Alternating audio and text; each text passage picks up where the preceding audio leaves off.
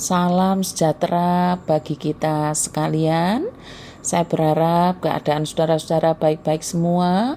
Namun jika ada di antara kita yang sakit, yang lemah tubuh, yang sedang menghadapi pergumulan dan persoalan, yang sedang tawar hati, ingatlah bahwa firman yang disampaikan dalam Mazmur 147 ayat 3 yang mengatakan Ia menyembuhkan orang-orang yang patah hati dan membalut luka-lukanya.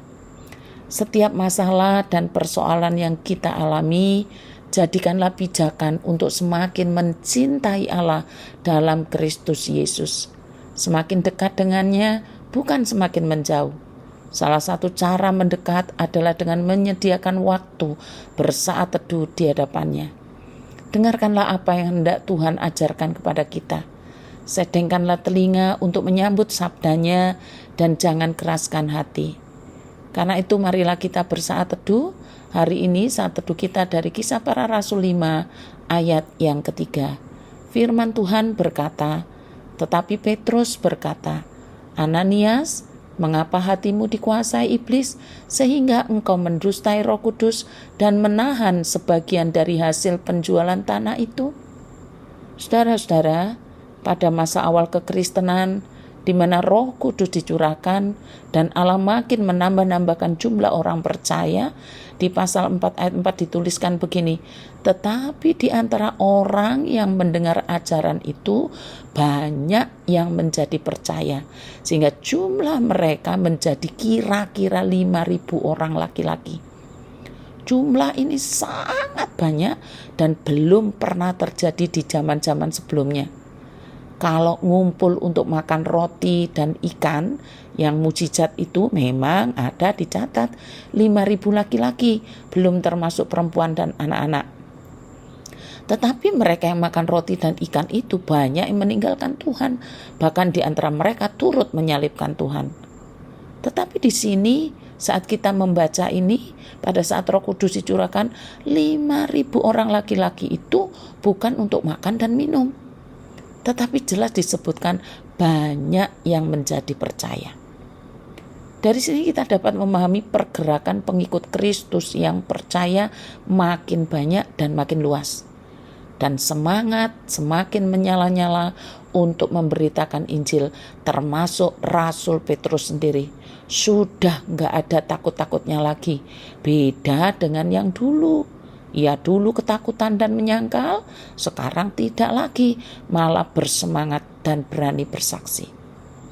Bukan hanya bersaksi bagi Kristus, rupanya kebangkitan orang-orang percaya setelah Roh Kudus dicurahkan diikuti dengan cara hidup jemaat perdana yang dicatat begini. Adapun kumpulan orang yang telah percaya itu, mereka sehati dan sejiwa, dan tidak seorang pun yang berkata bahwa sesuatu dari kepunyaannya adalah miliknya sendiri, tetapi segala sesuatu adalah kepunyaan mereka bersama. Lalu juga dituliskan begini, sebab tidak ada seorang pun yang berkekurangan di antara mereka, karena semua orang yang mempunyai tanah atau rumah menjual kepunyaannya itu. Dan hasil penjualan itu mereka bawa dan mereka letakkan di depan kaki rasul-rasul. Lalu dibagi-bagikan kepada setiap orang sesuai dengan keperluannya. Suatu gerakan penginjilan yang besar akibat bertambahnya orang-orang percaya mempengaruhi juga cara hidup yang baru yang disebut sehati sejiwa dalam kehidupan sosial. Sehingga mereka rela menjual tanah atau rumah untuk keperluan komunitas yang baru. Salah satu nama yang dicatat adalah Barnabas atau Yusuf, yang oleh rasul-rasul disebut Barnabas, artinya anak penghiburan, seorang Lewi dari Siprus. Kebanyakan yang melakukan penjualan tanah atau rumah untuk keperluan komunitas yang baru itu adalah orang-orang yang selalu bersekutu bersama-sama, berdoa bersama-sama, yang berjumlah 120 orang. Yang kalau kita ingat, mereka yang memberikan suara untuk memilih rasul pengganti Yudas. Sebab 120 orang ini adalah orang-orang yang mengikut Yesus sampai pada kenaikannya. Karena itu di pasal 2 dicatat begini saudara. Dan semua orang yang telah menjadi percaya tetap bersatu. Dan segala kepunyaan mereka adalah kepunyaan bersama. Dan selalu ada dari mereka menjual harta miliknya, lalu membagi-bagikannya kepada semua orang sesuai dengan keperluan masing-masing. Dengan bertekun dan dengan bersehati, mereka berkumpul tiap-tiap hari dalam bait Allah. Mereka memecahkan roti di rumah masing-masing secara bergilir dan makan bersama-sama dengan gembira dan dengan tulus hati sambil memuji Allah. Dan mereka disukai semua orang, dan tiap-tiap hari Tuhan menambahkan jumlah mereka dengan orang yang diselamatkan. Nah, itu tadi informasi kehidupan saleh orang-orang percaya perdana. Sekarang di antara mereka itu ada pasangan suami istri yang bernama Ananias dan Safira. Rupanya pasutri ini melakukan hal yang sama seperti yang dilakukan orang-orang kudus lainnya. Persoalannya adalah apa yang diperbuat pasutri ini bukanlah karena Roh Kudus yang bekerja, malah disebut mendustai Roh Kudus. Demikian catatan Alkitab. Tetapi Petrus berkata, Ananias, mengapa hatimu dikuasai iblis sehingga engkau mendustai Roh Kudus dan menahan sebagian dari hasil penjualan tanah itu? Terjemahan lainnya, tetapi Petrus berkata, Ananias, iblis telah menempati hatimu. Pada waktu engkau mengatakan bahwa ini adalah harga tanahmu, engkau membohongi Roh Kudus.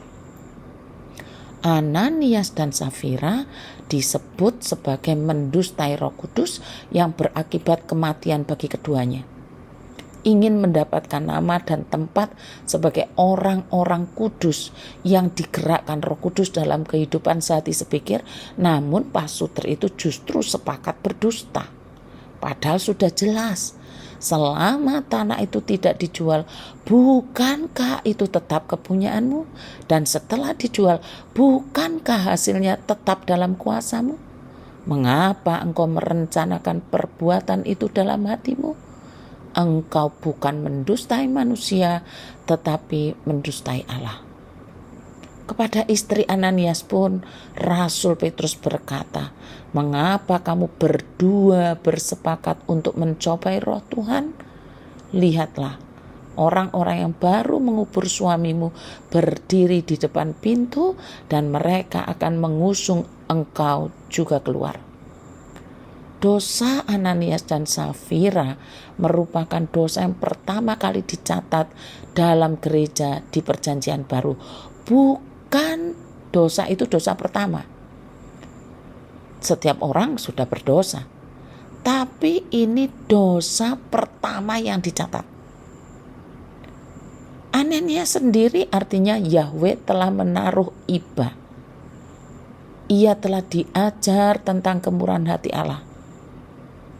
Sebentar lagi ia akan belajar tentang keadilan Allah. Sementara Safira dalam bahasa Aram artinya cantik.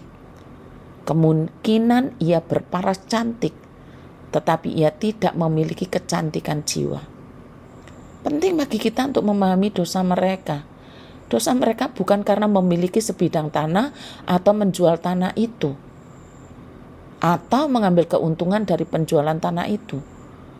Dosa mereka bahkan juga bukan karena mereka memutuskan untuk menyimpan sebagian uang penjualan untuk diri mereka sendiri. Ayat 4 membuat jelas hal ini. Sebaliknya dosa mereka adalah membawa sebagian dari hasil penjualan tetapi menyajikannya sebagai seluruh hasil penjualan tanah itu. Inilah yang disebut mendustai Roh Kudus, mencobai roh Tuhan. Dalam pernyataan Petrus terdapat beberapa fakta yang menghenyakkan kita. Petrus mengaitkan dosa Ananias dengan mengizinkan iblis untuk menguasai atau memenuhi hatinya. Padahal sebelumnya kita melihat ungkapan memenuhi hati itu mengacu kepada Allah atau Roh Kudus yang memenuhi hati seseorang.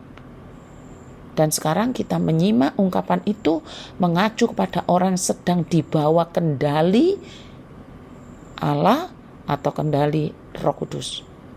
Sebagaimana Allah dapat memenuhi hati manusia, maka iblis pun dapat berbuat serupa.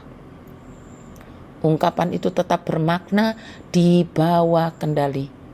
Ananias mengizinkan iblis untuk mengendalikan pikiran dan perbuatannya.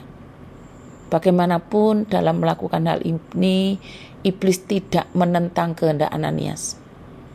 Petrus memberitahu Ananias, engkau merencanakan perbuatan itu dalam hatinya. Bisa jadi iblis memang telah mencobai Ananias. Namun pada akhirnya Ananias sendiri yang bertanggung jawab atas perbuatannya. Ananias dan Safira ingin diingat dan dikenang orang, dibicarakan kesalehannya sebagaimana Yusuf yang disebut Barnabas.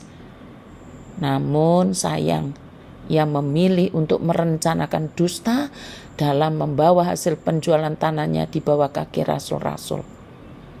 Orang yang mencobai roh Allah adalah orang yang merencanakan siasat dan dusta untuk menampilkan diri menjadi sosok yang saleh seperti orang lain.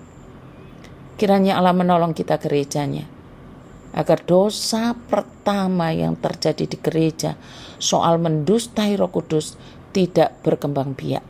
Apalagi dengan pemikiran, toh Tuhan tidak menghukum mati lagi sebagaimana Ananias dan Safira. Kiranya dijauhkan dari kita hati yang jahat. Gereja adalah milik Kristus. Gereja akan menemui kehancurannya jika dusta menjadi cara hidup yang seolah-olah sudah lazim. Selamat ulang tahun Mary Wine. Doa untukmu akan saya japri. Terima kasih. Tuhan Yesus memberkati.